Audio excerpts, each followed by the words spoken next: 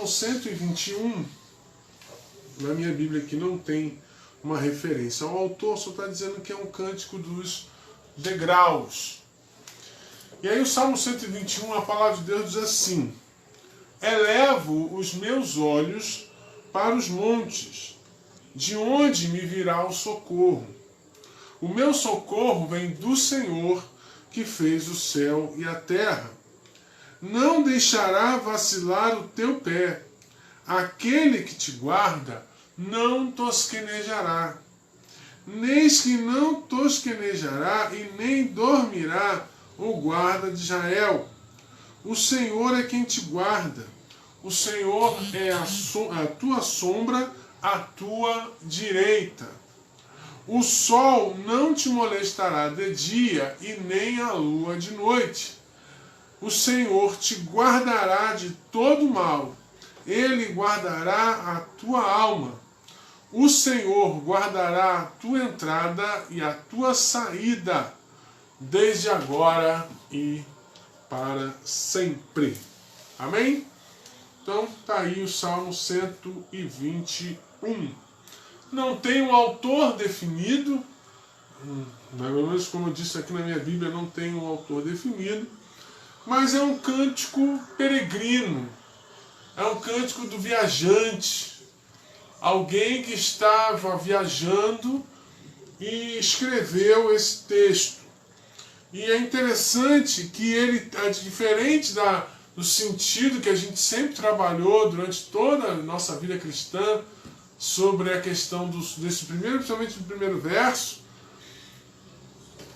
O salmista ele está demonstrando uma confiança em Deus, uma confiança absurda no Senhor, e essa confiança ela é tão grande, ela é tão especial, ela é tão verdadeira, que não tem espaço para murmurações ou lamentações. Não tem.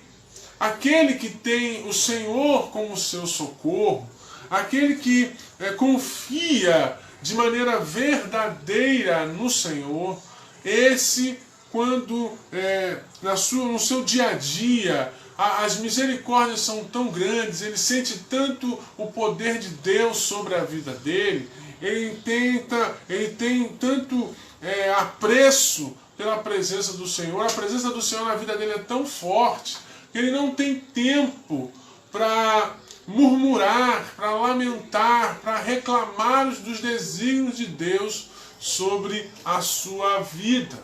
Porque tem muita gente que, infelizmente, por não confiar em Deus totalmente, acabam murmurando demais, reclamando demais, se lamentando demais. Nada tá bom, nada serve, Deus não olha para mim, Deus não gosta de mim, eu devo ter um filho bastardo, eu devo ser não sei, aquele ditado, Deus é pai, não é padrasto. Não, comigo Deus é padrasto, não é pai. Enfim, ela vive lamentando e reclamando das coisas, como se Deus fosse obrigado a dar a ela aquilo que ela deseja, e não a vontade do Pai, e não a vontade dele.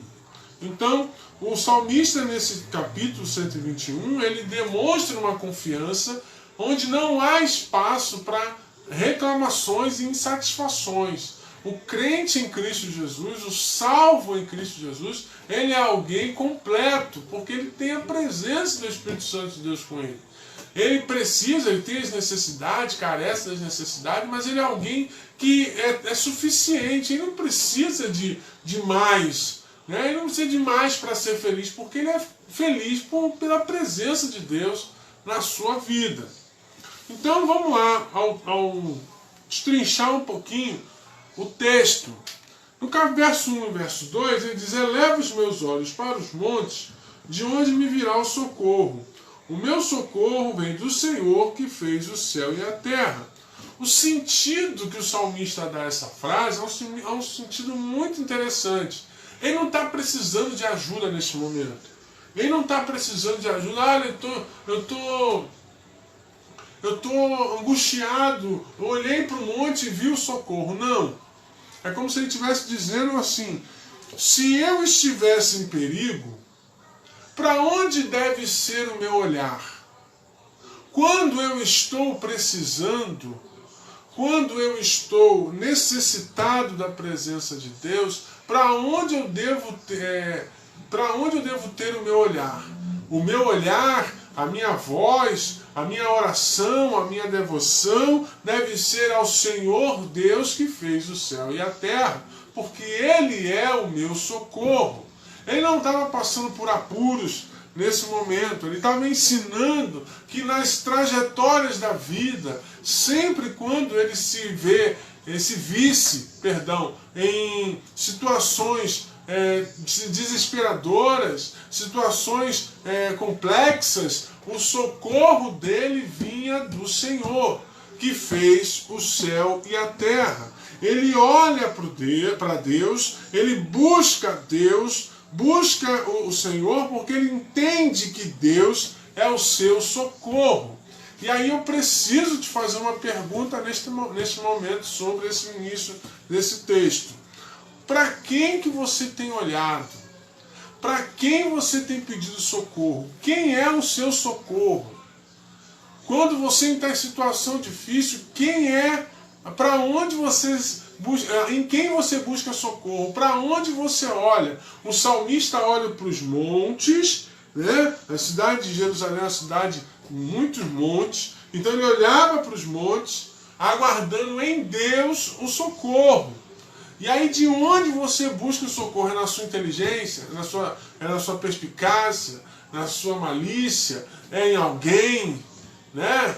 É alguma pessoa? É numa situação? Em quem você deposita a sua confiança? Para que a tua vida possa ter sentido, você precisa depositar a sua confiança no Senhor. O seu socorro precisa ser no Senhor. A qualquer instante, em qualquer momento da sua vida, você deve sempre olhar para os céus, né? Porque de lá vem o nosso socorro, de lá vem a resposta, de lá vem a saída. Quantas vezes Jesus orou? Não que Jesus Jesus era insuficiente, não, mas para que o Pai sempre estivesse com ele. Nos momentos de maior aflição, o socorro sempre foi Deus, através do seu Espírito Santo. Então, quando você está assim em apuro, se vê numa situação ruim, é fundamental que você olhe para os céus, que você olhe para o socorro, você vire os seus olhos para Deus. Esqueça pessoas, coisas e olhe fixamente no Pai, porque de lá vem o nosso socorro, de lá vem a saída, de lá vem o escape. Quando o dia mal chega, a quem você procura? Tem gente que procura o amigo da família, o advogado, o médico, alguém mais experiente, alguém bem sucedido. Nessa época de eleição, tem gente que, o primeiro problema, procura o candidato, porque como ele quer voto, ele vai ter que ajudar. E Deus está sempre assim, jogado de lado, sempre para escanteio. Quando na verdade Deus quer que nós recorramos primeiramente a Ele. Quem é o seu socorro? Deus. Aconteceu qualquer coisa em relação a qualquer assunto na minha casa, na minha vida, eu dobro os meus joelhos, ou vou orando, eu caminho orando, eu peço orientação a Deus, Deus é que vai na frente, Deus é que se coloca à minha disposição. Ele é o meu Pai, meu ajudador, o meu consolador. A quem que eu vou recorrer? Para onde eu vou olhar? Foi o que Pedro disse a Cristo lá em João capítulo 6. Senhor, nós vamos para onde? Só Tu tens as palavras de vida eterna, só Tu és o nosso socorro. Nós não temos para onde correr. Só o Senhor é o nosso esconderijo. Então, quando você estiver no dia mal, quando você tiver em dificuldades, jamais se esqueça dessa palavra. Olhe para Cristo, olhe para Deus. O verso 3 e verso 4 diz que não deixará o teu pé vacilar, aquele que te guarda não tosquenejará ou não cochilará. Eis que não tosquenejará nem dormirá o guarda de Israel. O que ele quer dizer com isso? Que Deus não permite que os teus pés escorreguem. Deus não vai permitir que os teus pés caiam em bases escorregadias, como nós falamos aqui na terça-feira no Salmo 73, que a gente percebeu que a base dos ímpios era escorregadia. Então, o Senhor não permite que os nossos pés estejam em lugares que não sejam fortalecidos. Alicerces que não sejam embasados na rocha, que não estejam na rocha. Deus não vai permitir. Aquele a quem confia no Senhor não põe o pé em lugares escorregadios.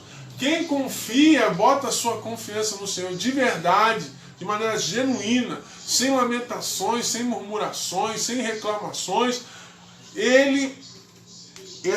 essa pessoa ele pode ficar tranquilo, porque Deus não vai colocá-lo em lugares escorregadios, onde não há segurança, onde não há força, onde não há base. Ok? Então, ele não permitirá que o nosso pé escorregue. Outra coisa interessante, quando ele fala, eis que não tosquenejará nem dormirá a guarda de Israel. O guarda, se dormir no seu trabalho, vigia, se dormir no seu trabalho, ele pode ser surpreendido pelo ladrão, pelo malfeitor. Mas em relação a Deus, Deus jamais será surpreendido. Deus não é surpreendido. Então, quando o inimigo vem a atacar, Deus já sabe. Quando o inimigo colocou no coração atacar-nos, ele já conhece. Lembra da história de Jó? Deus que permitiu, no primeiro momento, Jó ser tocado pelo diabo. Tocou em tudo. Família, dinheiro, saúde. E Deus falou assim, só não toque na alma. E Satanás não tocou na alma. Então é importante entender que o Senhor não é pego de surpresa. Deus não é surpreendido. Ele está com tudo na palma da sua mão. Todas as coisas estão debaixo do seu controle. Creia nisso nesta noite. Né? Creia nisso nesta noite. Jamais será surpreendido. O nosso Deus não dorme. E a referência é muito interessante. Lá em 1 Reis capítulo 18... quando o Elias foi, o profeta Elias foi lutar, né,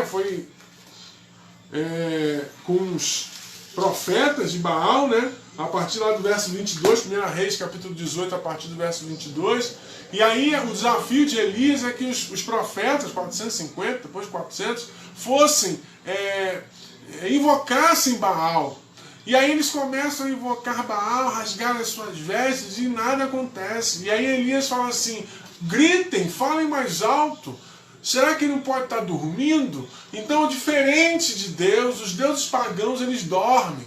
Eles estão mortos.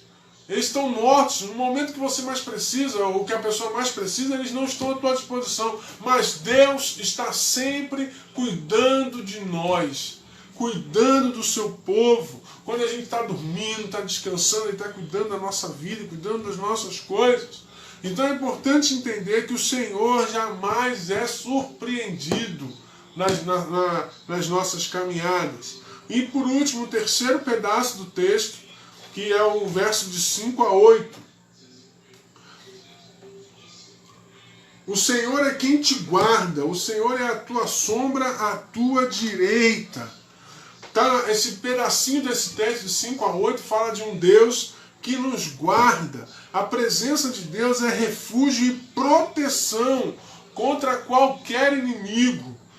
Dia e de noite o Senhor nos protege. Ele faz até uma menção, o sol não te molestará de dia, nem a lua de noite.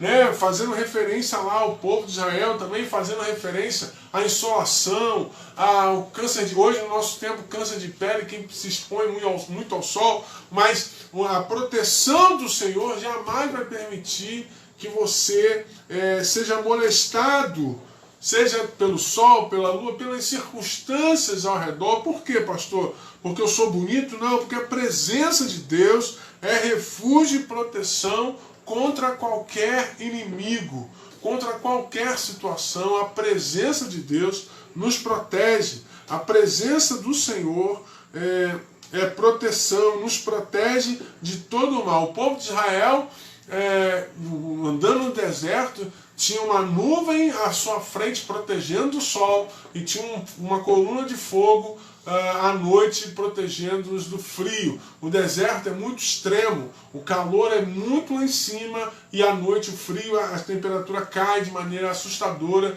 mas Deus providenciou tudo para que o povo não sofresse. Deus tem providenciado tudo na tua vida, querido.